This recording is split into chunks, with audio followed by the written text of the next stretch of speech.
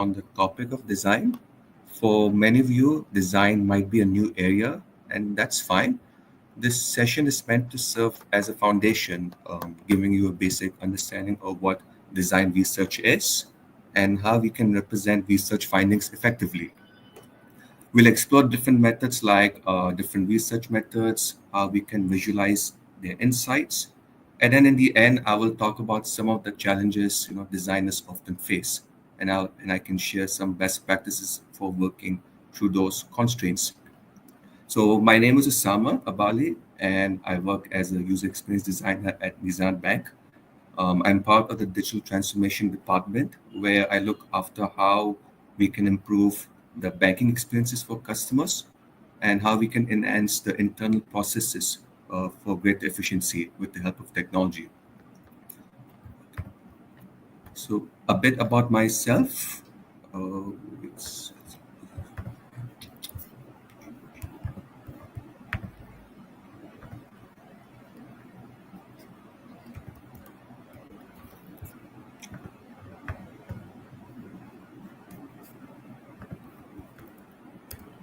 so, sorry for that. A bit about myself. I completed my undergraduate studies in engineering from USA. While I initially aimed to establish a career within my intended field, which was engineering, circumstances took my journey towards design. So for the past 3.5 years, I've been working at Mizan Bank as a UX designer, where I look after designing digital products and services by understanding users' problems, customers' problems, and aligning them with business needs and their organization's goals.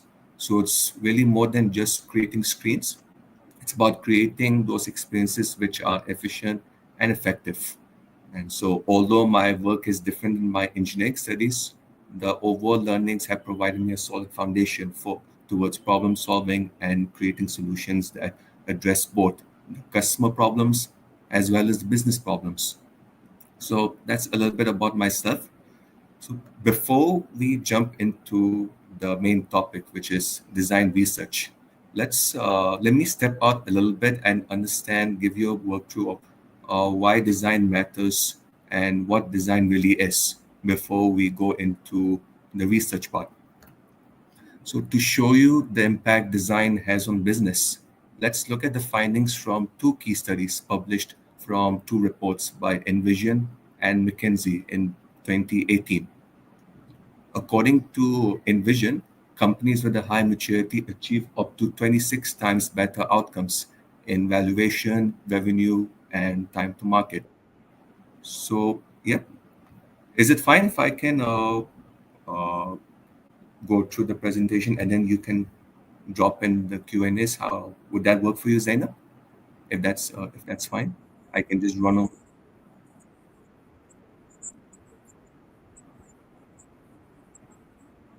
Oh, is it not visible? Are you guys using YouTube or Google Meet? Sorry. I was just referring to YouTube. Okay, I'll just share it on Google Meet again. Just hold on. Sorry for that.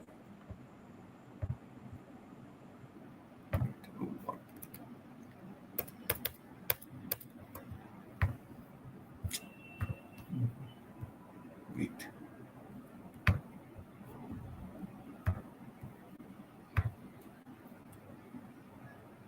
Okay, my bad for that. I initially thought that you guys you're watching it through YouTube, so that was just my initial touch point. But okay, that's fine. So, so, so basically, the purpose of this slide is just to go over through the business value of design. What's the relationship between design and business? And there are two reports from Envision and McKinsey in 2018, which basically highlighted what's the relationship between design and business.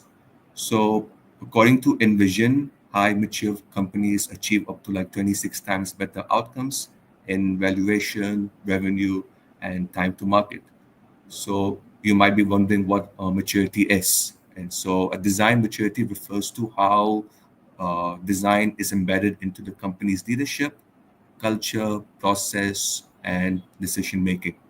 And Envision categorizes design maturity into five levels: level one, two, three, four, and five. Firms in level ones are those which focus mostly on visuals with limited connection on the business strategy. And according to Envision, 41% of those companies were in level one. So in that case, design was seen as a tactical function rather than a strategic asset. On the other hand, those companies in level five are those that integrate design into their core operations, shaping strategy, shaping product decisions, and elevating the customer experience.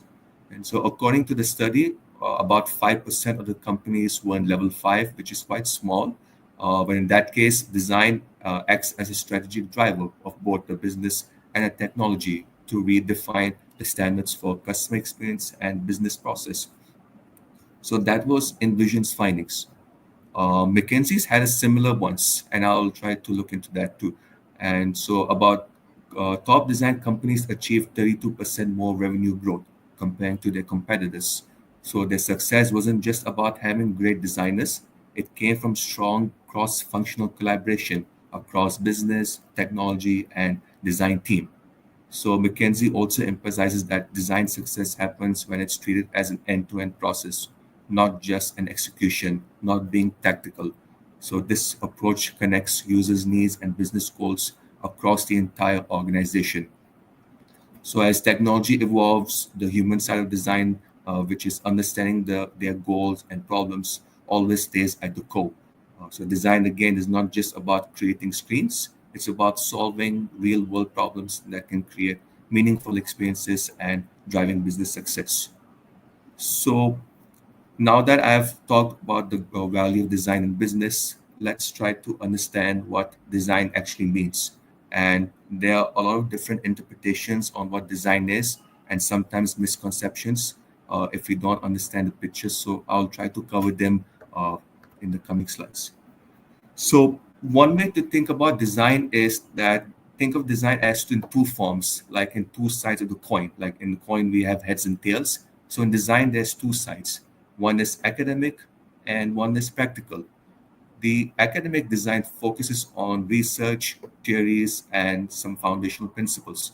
It aims to expand knowledge through studies and models that guide how we think about the design problem. On the other hand, practical design is about creating interventions, solutions, experiences, or systems that make a difference in the real world. It focuses on applying design principles to address problems, improve the customers' lives, and work within the real world constraint. So, although they may appear differently, these two sides are always interconnected. And in one hand, the academic design shapes practical by providing principles and frameworks that guide the real world problem solving. And on the other hand, it can work in the other way around. The practical design feeds back into the academic design by validating, challenging, and refining theories based on what happens in practice. It's like, for example, you might create a solution based on a certain assumption, and then after testing that assumption, you have observed new different patterns of customers' behavior. So you might want to study on those behaviors and figure out why this is and what can be done, whether this is a good thing or a bad thing. But that's one way. So in that case, the practical feeds back into the academic. So both sides work around. So this continuous exchange ensures that design stays both effective, grounded in deep understanding, while constantly adapting to the realities of the world we designed for. So now we have covered the broader meaning of design and the business value of it. Let's try to understand the UX design, which is going to be our focus today. Then we go towards UX research. So defining definition is critical because without a proper understanding, it becomes difficult to practice it properly, measure its impact, or even explain its terms within teams and organization. So before we go into our main topic, let's first understand what UX is, and in order to arrive at that point, let's first try to understand what UX is not. Then we can better understand and position ourselves into knowing what UX is. So first, UX is not UI, and this is probably the most common confusion. I'll say UI or user interface is the visual layer, which consists of layouts, colors, buttons, and fonts. Basically, everything what user sees and interacts within on the screen of a digital product. While UI is undoubtedly important, it's just one layer of the overall user experience. It's basically like a subset of UX. And so UX goes much deeper than that. It's more about understanding the full customer journey of a product or service with the company, how intuitive the product is, how easy it is to use, how quickly users can accomplish their goals, and how the interaction makes them feel, perception and response. You can have a great UI, but you may deliver frustrating experiences which do not address the customer's problem. So that's why UX is not the same as UI. Second, UX is not just one thing. And what I mean by that is that it's a multidisciplinary practice. It's not just like a single skill or method. It brings together user research, interaction design, information architecture, usability testing, content strategy, and more. So depending on the project we are working on, we may employ different methods like user interviews or journey mapping or prototype testing. So at the end of the day, UX isn't just about making wireframes, it's a combination of many activities working together to shape the meaningful experiences. Third, UX is not UX if cooked up internally. What I mean is that UX doesn't happen behind closed doors. Uh, of course, we can have assumptions about different users' behaviors, but if these insights are created internally without validating it with the actual users, then that so-called UX, I would say, is just guesswork. So UX must be grounded in real user insights gathered through interviews, field studies, through usability tests, and observing how people interact with the products. So, and then the last thing is UX is not the same as design thinking. Design thinking, we all know, is an idea term, which is basically a framework that encourages empathy, ideation, and iteration. It's often used in different projects. But UX itself is much more a broader practice. It involves continuous research, testing, designing, measuring, and refining the actual experiences over time. So it's not really just workshops or brainstorming sessions. So user experience, if you want to just to clear up the confusion, user experience was coined by a professional designer, Don Norman, which most of you know, back in the late '90s when he worked at Apple, and he emphasized the needs to design the entire customer journey beyond just screens. So UX can't be just interchanged with other terms like UI or design thinking. Now that we have cleared up what UX is not, let's try to think about what UX is. And so UX is not really just one role or a deliverable, it's a set of methods and techniques used to find the right balance between three essential forces like user goals, business goals, and the real world constraint like time, technology, and resources or other factors. So, really, in just other words, UX is about finding that sweet spot, what users need, what the businesses want to achieve, and what's realistically possible or that can all come together in harmony. So it's about making decisions that work not just for the users, but for the organizations and the teams building the product. To understand UX more clearly, let me show you something that really puts things into perspectives. And so this image you're seeing over here was created by a UX professional and educator. Name is Darren Hood, and this landscape, this picture basically helps visualizes the many different areas that fall under the umbrella of UX design. So as you can see, there's different segments like information architecture, usability, research, and interaction design. So, and under each of these segments, there are like so many sub activities that fall within it. So, at the end of the day, it's not really just wearing one single hat. Like it's about understanding which parts of the process, depending on the project. It's really about understanding which part of the process matters the most for your users and the problem. So, by looking at this landscape, we can start to think about how UX professionals wear many hats and how different parts are used depending on the problem. So Our main topic for today is basically user research, and I've highlighted in the yellow box. So that because that's our main topic for today's discussion. So I won't be covering every single research that you're seeing over there. Instead, my goal is to give you a flavor of what UX involves, and that is to introduce some key areas of research which will help people more go towards design. So think of this as a starting point, an overview to understand why research is essential to good UX, and how it fits into the bigger design process.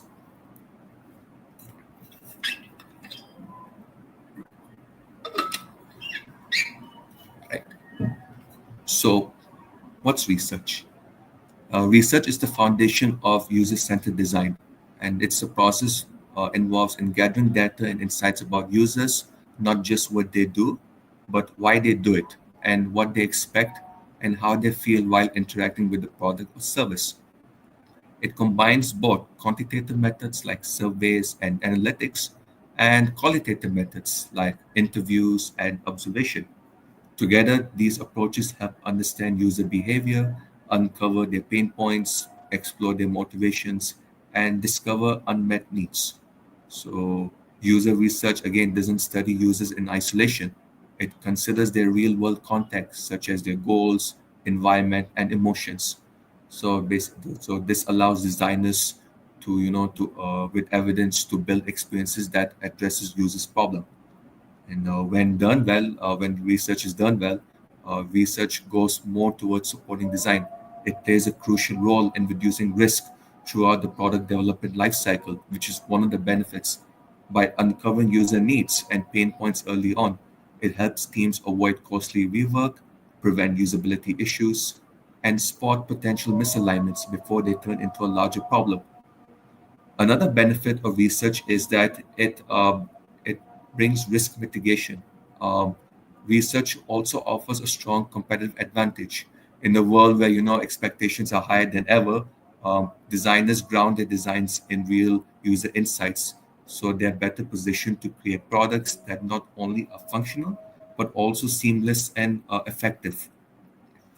So the picture that you're seeing on the right is a study from Forrester Research. And what they claim, what they quoted is that for every $1 invested in UX, their return goes up to $100, which their ROI is staggering, more like 9900%. So this insights tells us that investing in UX brings tangible business value. Although research may require time and effort upfront, the investment leads to better decision making, fewer costly mistakes, and products that effectively meet user needs. So, in short, UX research isn't just about design, it's a strategic investment that fuels innovation, reduces risk, and directly impacts the bottom line. While research demands time, it ultimately delivers significant returns, both in customer outcomes and business growth. So now that I've covered what UX research is and why is it so critical, let's look at some of the different methods used to gather insights. And this chart that you're seeing shows a variety of methods of quantitative and qualitative methods. So on one side, we have the qualitative and quantitative, and qualitative research helps us explore why and how the use the users are using it. It's more about the depth and understanding emotions, motivation, and pain points. Quantitative, on the other hand, looks at how many, giving us basically measurable data, patterns, and trends based on numbers. And so that's one dimension. The other side is behavioral and attitudinal. Behavioral research looks after behavioral research basically observes what people actually do, and while attitudinal looks at what people say, think, or feel. So each method that you see here, from interviews, testing, or like A/B testing, or surveys, or eye tracking, and card sorting, falls somewhere within these two dimensions. And depending on what we want and what we want to measure, again, it really depends on the project's purpose and which method suits best in gathering our information. No, no single method can answer every single question on its own because its nature are different. So that's why usually in research, designers often do something like triangulation, basically a mix of different approaches used to capture the user's insights from different angles, what they say, what they do, how they think, and even what they may not consciously realize. So together, all of these methods provide a much more complete understanding of the overall user experience. It helps designers and teams move beyond assumptions, uncover hidden needs, and design solutions that truly make a difference. So let's look at different examples of different research and see how they're used together. The first one on your screen is A/B testing. And as what the name suggests, it's a method where two or more versions of the designs are tested with different sets of users, and it's used to check which one performs better based on the real user behavior. So it's a way to validate design decisions with real data instead of relying on assumptions.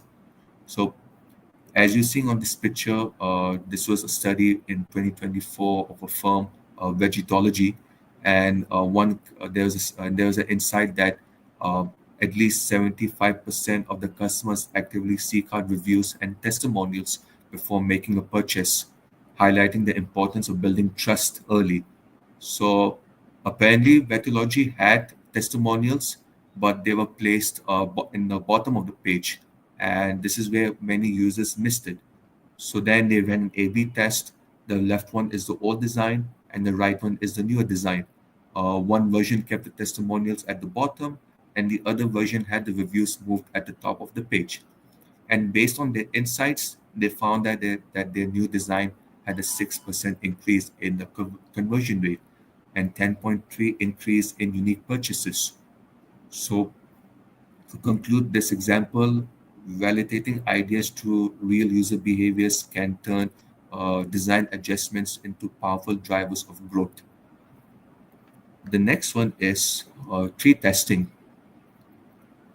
It's a technique used to evaluate the structure and organization of a website. Basically, it measures how easy it is for the user to find information through the navigation and category system.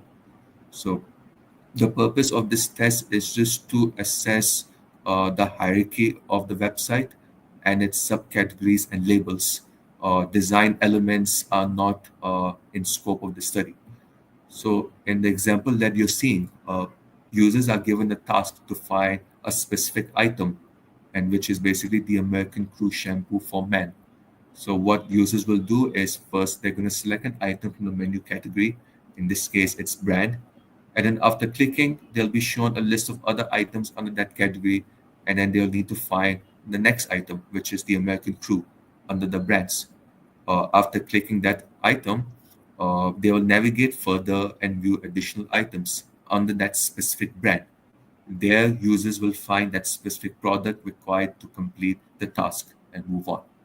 So, therefore, tree testing allows designers to understand whether users are able to follow the correct path and how many steps it takes to complete it. And in short, this type of research is valuable as it can help designers catch navigation and categorization problems early in the design process before investing into development. So this is about tree testing. And then another research which I would like to briefly highlight is usability testing. So it's a method where real users interact with a product or prototype or a particular feature being observed by the moderator. So the goal is to evaluate how easily and effective users can complete a specific task, identify where they can face confusion or frictions, and understand the overall satisfaction with the product experience. So rather than asking users what they think about design, usability testing focuses on watching what the users actually do. So it's a behavioral based method, not attitudinal, what they do, which often reveals gaps or issues that would otherwise go unnoticed through methods like interviews and surveys. One of the biggest advantages of usability testing is that it uncovers real world issues that users face. It helps us pinpoint exactly where users get stuck, hesitate, or misunderstand the interface. which often we can't get it through normal interviews. Another important benefit is that it validates design decision early in the process. Whenever we create some UI on any, any digital tools, we are doing it based on assumptions. We assume that this is something which users can interact. But at the end of the day, uh, our designs are not always right in the first time. So we need to test it with the actual users to see how the product is working. We are not here to test the users, but we are here to test the product to see how it works with our target audience. So usability testing helps saves time and reduce costs in the long run. By catching problems early in the overall design process, we save time in avoiding expensive rework, shorten our development cycles, and improve the overall product quality before the launch. So, in that example that you're seeing, the user is basically sitting in front of the computer trying to perform a task. So as the user interacts, their clicks, scrolls, and movements are often recorded and sometimes visualized as heat maps, which you're seeing on the right. Uh, the darker the color, the greater the concentration, meaning this is the most clicks the users have, interacted in that particular region. So heat maps and record sessions help researchers and designers understand not only whether users succeed, but also they navigate the experience emotionally and behaviorally. So to conclude this example, usability testing brings designers and teams closer to seeing the product through users' eyes, making it an essential step for creating intuitive experiences. So these are the end of the examples which are common in research, particularly user research. Now let's talk about our main area which I would like to go on, which is called user interviews. And to me, this is one of the most important parts in user research. And so user interviews involve directly speaking with the users to explore their experiences, behaviors, goals, and frustration. It allows designers to go beyond surface level assumption and uncover deeper insights. One of the most important outcomes of user interviews is that it builds empathy. By listening to users describing their challenges in their own words, designers can begin to understand their problems from their perspective, not just through the lens of technical or any business related requirements or sense. But this shift fosters a mindset of designing with the people, not just for them, like not just designing based on features, but understanding the problems and creating something that can be, that can solve their core issues. So creating solutions that are relevant and meaningful. So user interviews also reveal hidden insights. Sometimes users aren't fully aware of their own frustrations until they're observed or asked to reflect during the conversation. So, by giving users the space to share openly, designers, teams can uncover different opportunities that may not be visible through other research methods like analytics or testing. So, another benefit of interviews is that it breaks assumption. Ideally, again, we may assume that users may be doing this based on a certain parameter, but uh, designers and organizations, they often have a strong internal beliefs that what users want. But however, uh, this may put us into a path where we will be designing something which doesn't solve the actual problems, and we need to challenge these assumptions. Uh, so, in short, users interviews are not really just a step in the process, but they're a critical tool for designers to build empathy, uncover hidden opportunities, and correct the course when needed, and design with the true purpose. So this is about user interviews and the definitions and why is it important. To get the most value of your user interviews, I've highlighted four simple approaches that you can use, which you can conduct and capture different insights. Four steps. The first step is to define objectives. Every interview should start with a clear understanding of your study's objectives. You must be specific about what you want to learn. Is the study about exploring users' frustration with an existing product? Or maybe it's about understanding users, how they make decisions in a certain context. So you need to define the objective that can help shape the right questions, select the right participants, and ensure that the research stays aligned with the overall design goals. Second step is to identify your participants. Choosing the right participants is critical because you need to know who your users are, your target audience. It might be based on certain demographics or behaviors or a product usage, and you want to figure out the best way to reach them. So, capturing the right participants is crucial in understanding how they use a certain product or service. And if you were to interview the wrong audience, it may lead to misleading insights, which can uh, uh, uh, create something which may not be truly relevant and not effective. It breaks all your effort. The third step is to prepare questions. Preparing strong, open questions is crucial for gathering useful insights. You should create a list of questions that encourages users to share their detailed behaviors or stories or their thought process. So it's also important to be ready with follow-up questions. So as you might want to dig deeper into what users mention, and if you feel interested based on a certain thing, you may wish to explore further and ask those questions.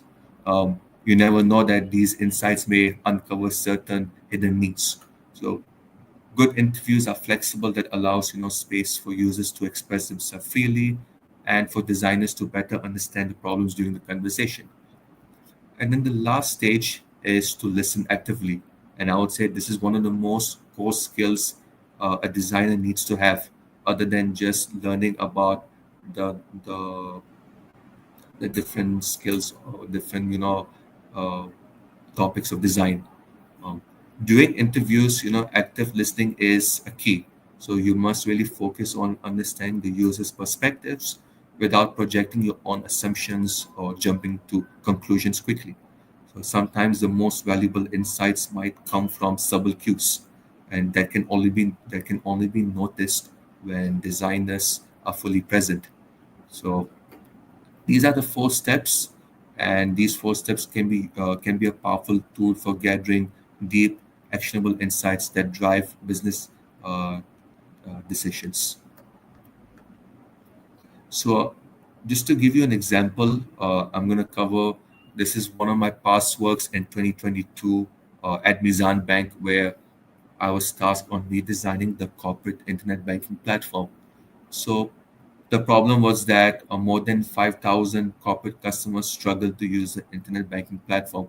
And as a result, they had no choice to contact the support team to resolve those issues, creating frustrations for them and adding additional pressure on the support team and the other internal users, the bank users, I would say. So, to better understand the problem, I conducted interviews with customers, product team, support team, and other internal bank users to uncover the customers' insights into the challenges they were facing. And after the research, I identified different usability issues that were creating different challenges for the users. For example, um, there were some usability issues when uploading a certain document for a bank transfer. So for the corporate banking, internet banking. So and the problem was that after they uploaded the file, they were unable to filter certain rows by certain parameters, and that forced them to manually search through all entries. These files, by the way, have more than 500 rows, and each row contains information about a fund transfer instruction. So basically, this is like uh, bulk transfer. Usually, in our case, we usually do one at a time as a normal customer, but these corporate customers handle many transactions a day. So for them, what's intuitive for them is to have a file like an Excel file, and that Excel file contains payment instructions for the bank transfer. And because users weren't able to filter these transactions by certain parameters, they had no choice to manually search them across many entries, like more than 500 entries. And that resulted in adding extra steps and frustration. And in addition, error messages were difficult to notice, which often caused customers to miss critical actions. So this was one of the examples. And then the second example, the second insight, which I would like to share is that uh, there was also a lack of clarity in the menu, the navigation menu. So what I mean is that their navigation menu was not intuitive, that customers were not able to find certain items. Uh, their labeling structure was not intuitive. So that caused them to be confused to find certain features. So then what I really did was that based on these insights, I what I did first is that I first analyzed the current interface, the current UI, and prioritized the most critical usability pain points. Uh, and then after that, I redesigned the user interface with the focus on three goals: enhancing functionality, improving the overall usability, and aligning the problem with modern design standards and best practices. And what you're seeing on the screen is just a sample screenshot of the design which I worked on for one user on Figma. So this is just like a small screenshot of that UI. So this is the research example I worked on to identify customer problem with use when handling their internet banking platform. After completing the research phase, um, you have gathered a lot of valuable insights. The next step is to move into the next part, which is synthesis.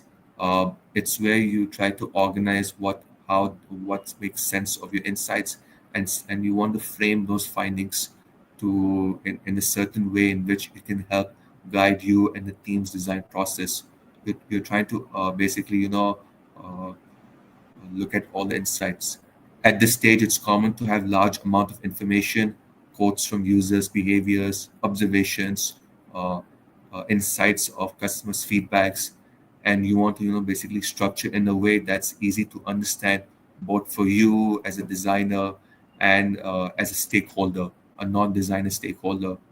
And depending on who you're working with, depending on the stakeholder type too, you may need to visualize these insights. Sometimes, there may be moments where visualization isn't strictly necessary. And I came across different projects where some stakeholders were able to understand the users' research report without requiring, different diagrams. Um, However, there can be moments where visualization isn't strictly necessary. So some stakeholders are comfortable understanding research findings through text only, like I mentioned earlier. But again, it really depends on your audience, the project context, and the level of information required.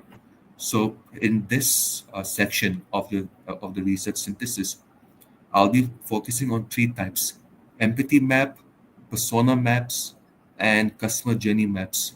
Uh, Before I go through, I just want to let you know that I don't have any past working examples of empathy and persona maps, and you can find those online. Because during my past projects, I mainly focused on textual documentation.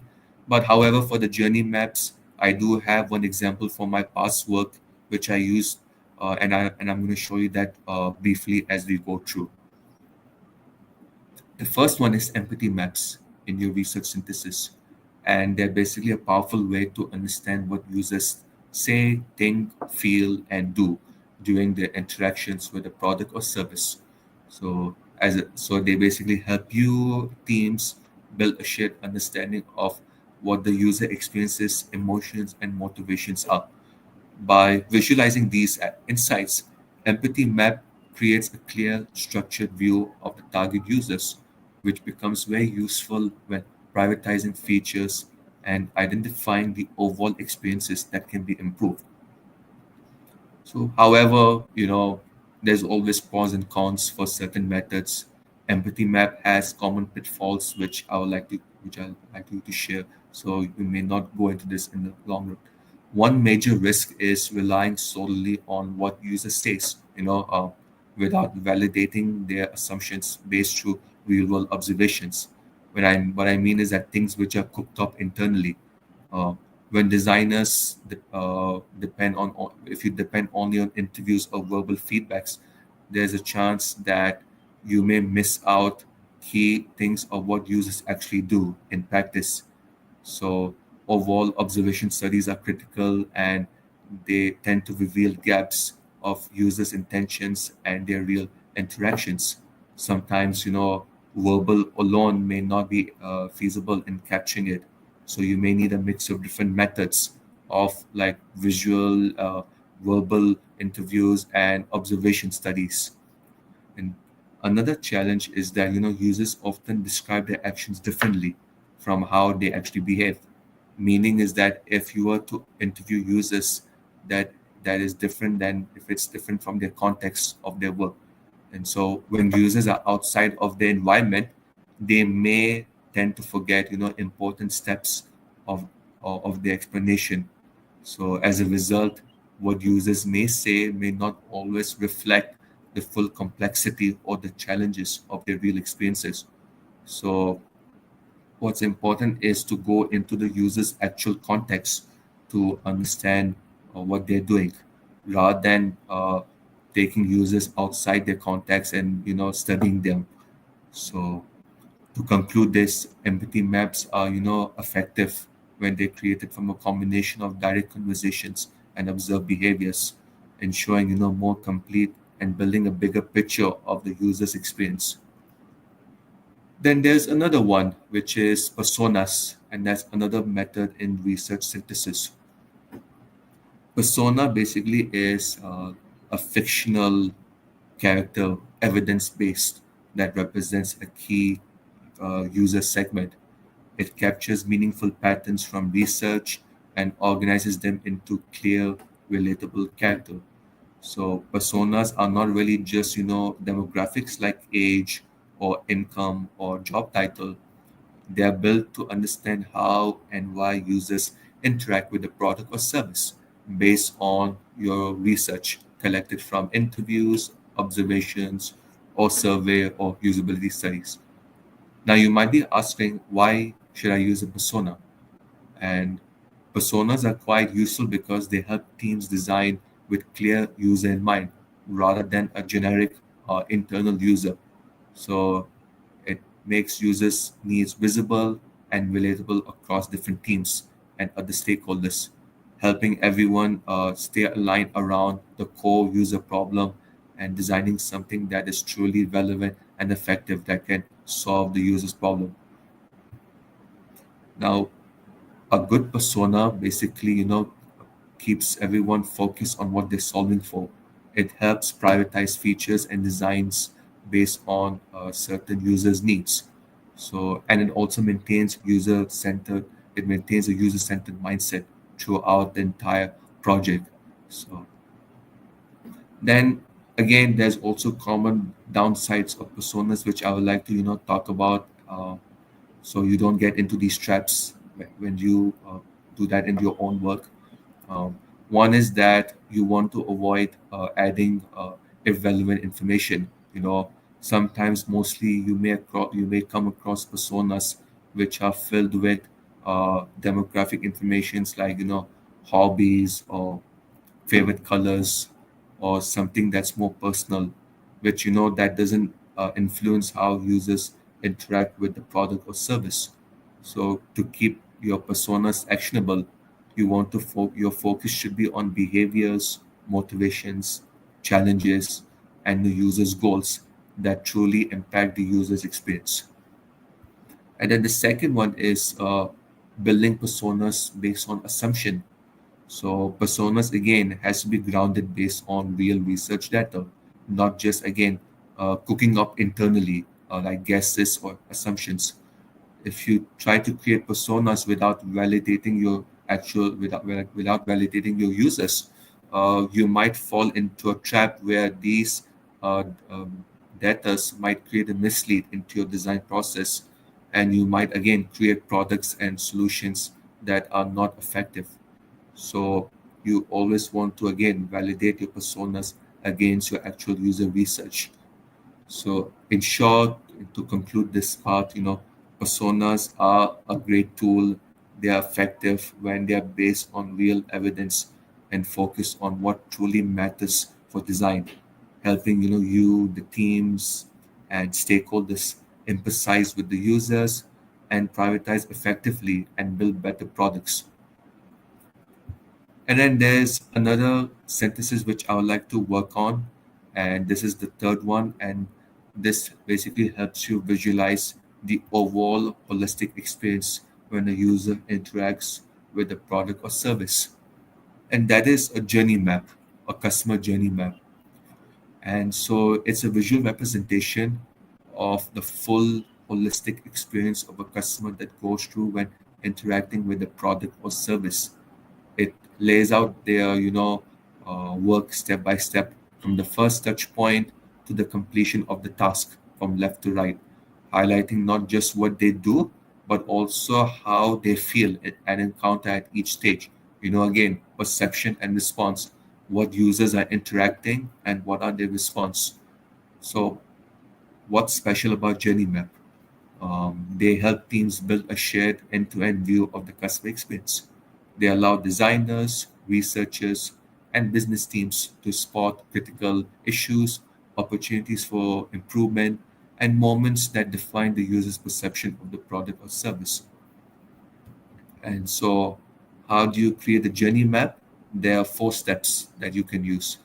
The first one is to identify the face, basically the columns. The columns are the face.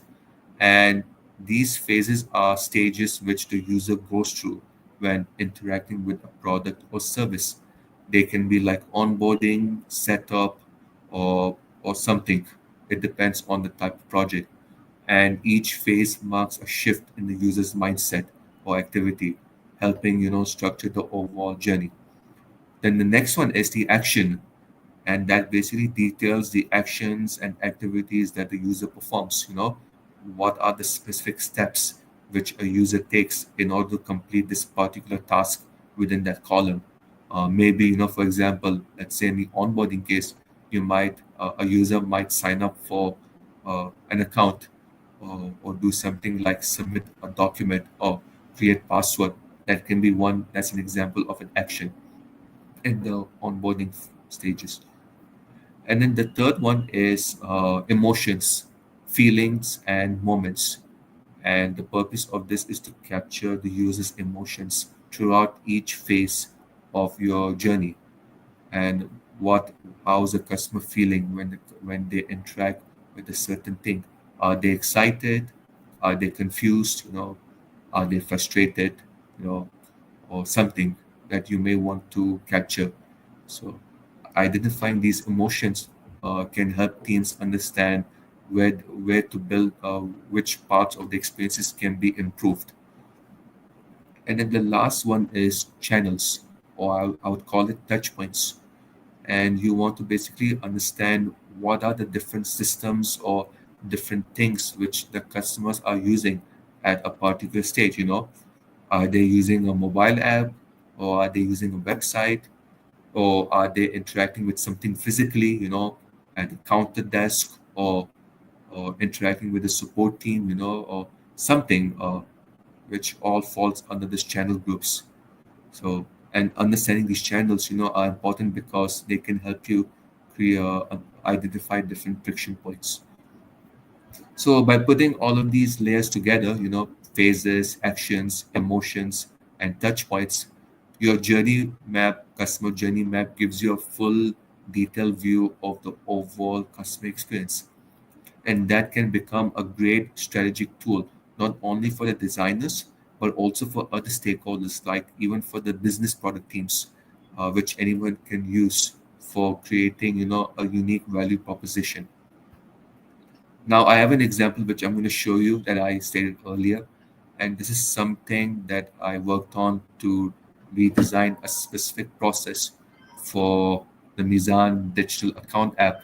And I believe this is something you may have seen this from Mizan Bank's social media, that they have launched an app where customers can, open an account digitally.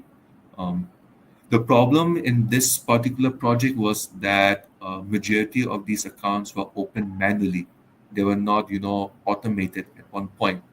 So as a result, those applications were processed from the back office team, and uh, more than 70% of those accounts were processed by them.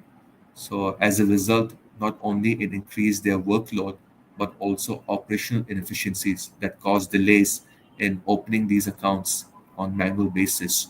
So and therefore, another issue was that not majority again more than 50% of those accounts were not open on the same day. So that created a bottom line impact on the business department. So my purpose was to understand the overall journey of those back office users. But what I initially did was that, given that this is something which customers are opening digitally, what I did was I first created a journey map that shows the end-to-end experience of the customer opening the account digitally. And I did this basically with the product team, the team which looks after the Mizan digital account app, and the operations team, the team that looks after account opening related parts. So two stakeholders were in part of this journey map creation. So, since the scope again of this project was to improve a specific part and area, which is improving the efficiencies of the bank staff, I had to focus on the fourth column, which was basically to identify pain points and areas which can be improved for the bank user. So the first three stages, three columns are customers filling out certain information. Then once they submit, they may get an account number if everything goes fine, and if not, the application goes to the bank for processing for further things, and then they would get the account number within like 48 hours. So again, my scope was to focus on the fourth column. So this is the end of the synthesis section, and I've covered three parts, which were empathy map, persona map, and journey map, how they can be used, what are the advantages, and also what are the common pitfalls when employing these methods. Again, not every method is best. It really depends on what you're trying to solve, who are you trying to communicate these research findings to. Sometimes again your user, your audience, your stakeholders may not be required to look at visual findings. They may be comfortable with textual documentations, and it can happen, um, so it really depends again on who you're communicating with. um, Once your key insights are synthesized, which I talked earlier, the next part is to create a problem statement. And a simple definition of a problem statement is that it acts as a foundation for the design process, and it should be specific enough to guide the team, but be open for creative and innovative uh, solutions. So it's basically a problem in which you're trying to solve a simple problem. Like uh, a problem statement shouldn't really be simple and up to the point. It shouldn't contain jargon, because again, depending on who your audience is, they may not understand certain keywords like how we designers can understand. Maybe you may understand usability or A/B words or any sort of jargons, but as a business person, they are they are different breed, I would say. So you want to keep your problem statement specific and simple and up to the point. So writing a strong problem statement helps ensure everyone, you designers, product teams, or any stakeholder is aligns with this particular problem before moving on into brainstorming of different solutions. So so you can see in this example below of this problem statement of customers having difficulties facing with their corporate internet banking, and which you saw the Figma, the design UI designs mockup in the previous ones. So this is an example of a problem statement of that project.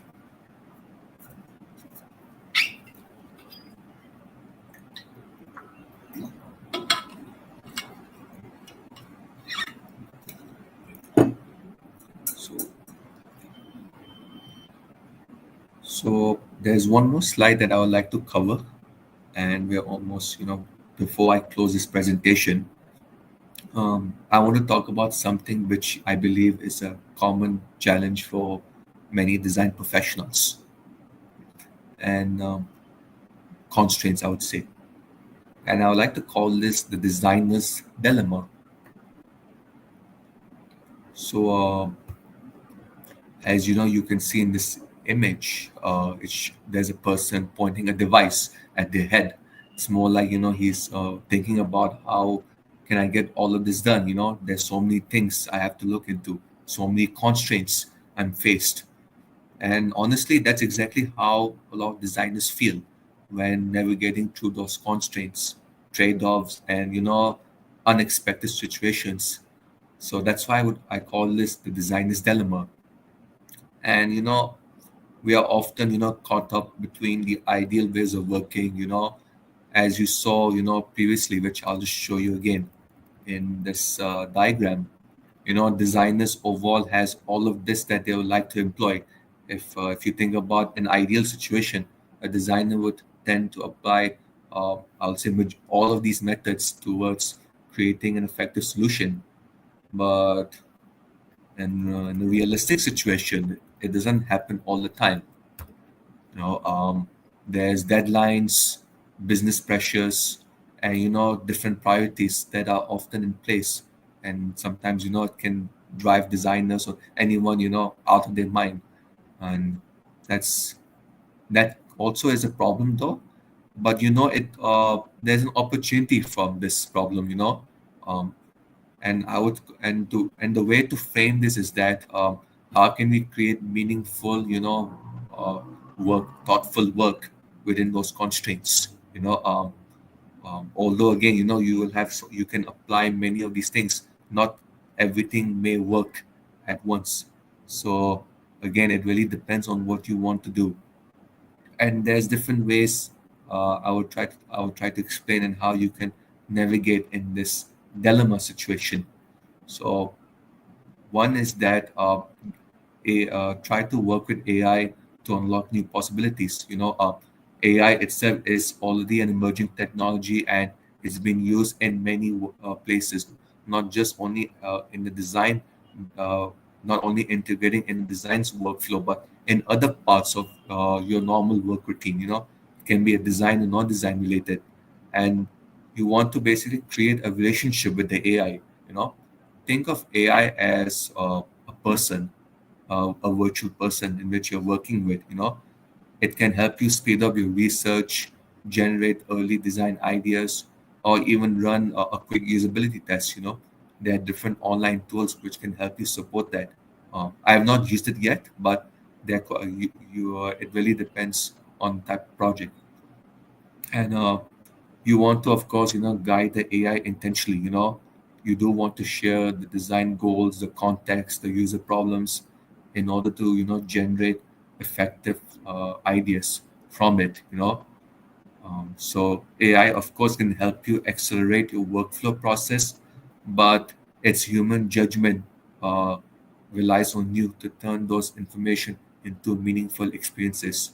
So wherever you are in your work, you should always try to integrate AI into your work and see how it can speed up your work deliverables, not only just as an output, but maybe creating ideas, solutions, or something that can uh, can have a better outcome. And then the second one, which I would like to talk about, is time constraints. Again, uh, designers, again, you want to employ many methods from your belt, but the issue is that when time comes into play, we rarely do all of these things. If we try to do all of it, it creates a risk in delivering the project on time. And of course, as an organization, you want to ensure that uh, the project itself not only meets the organization goals, but also it's at the market at the earliest. Not only just about throwing things there, but mm, creating something that is effective. So the best way to do is to prioritize the right research or the design methods based on the project's context and goal. You might ask yourself what would give you the most useful insight, what methods fits the time, complexity, and the team resources that are available. And so you want to choose the right method that can help generate the most useful insights, I would say. So this is the case of the time constraint. So, and then the third one is business goals and project management, and that's another constraint. So again, no matter how user-centered your design process is, at the end of the day, your work must align with the organization's goal. And in my case, at Mizan Bank, since it's an Islamic bank, one of their goals is to ensure that the products and services that are aligned within their Sharia principles, like it should be Sharia compliant. This is one of their goals. So if I were to create something that is not compliant, for them it creates a risk, and a risk in the sense of how strong their product is with other Islamic banks around the world. This is of course one of the KPIs for every organization. You want to be the best, so you want to of course make sure that you want to create something that is effective, uh, choosing the right methods, and building solutions that not only address the customer's problem but also solve the business goals. Uh, so this is the case.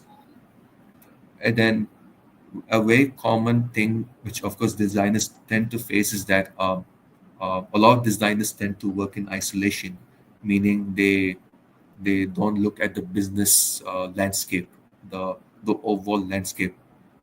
So it's important again to speak the language of business and other business terms like KPI. So it helps build your relation with you as a designer with other stakeholders. So at the end of the day, it's about focusing on what matters the most. Designers again tend to work in pressure. They'll need to constantly ask themselves what activities tend to bring the highest values, how the design decisions impact both the users and the business goals. You know, um, um, let's say, for example, another one to give, you might have multiple personas. I talked about a persona which is a fictional user, and it's a profile that contains actual user insights of a particular segment. You may have different personas. One persona which is for a certain user group, maybe let's say for that's based on the age, and then you might have another persona group based on a different age bracket, or you might have multiple personas. Again, it really depends on what type of research method you employ.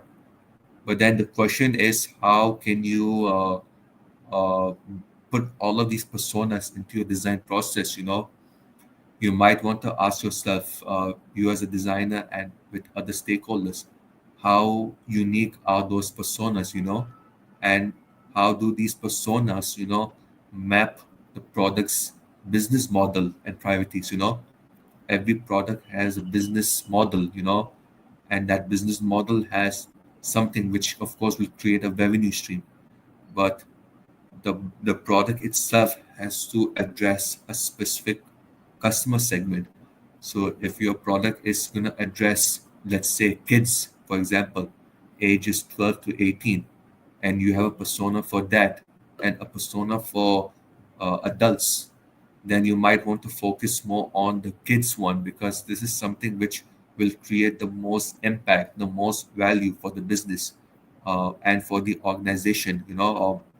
Maybe depending on the time, when the right time comes, you may want to explore different other personas. But uh, given that again time constraint is every comes into play, you don't get unlimited time to do all of these things, so you want to assess which one creates the value for the users and the organization that you're working with. So you will need to again assess which research you want to do, which methods will give you the best insights, uh, how long you want to take these research methods into play. Would it be good enough to run this for 1 week or 2 week of study? That depends on the project's context and goals. So every decision you make is important for yourself and the business in order to create the maximum value for the user and the organization. So constraints, although they are a barrier in one sense, like they are like a roadblocks for designers, they bring opportunities. As you know, it allows you to think sharper, work smarter,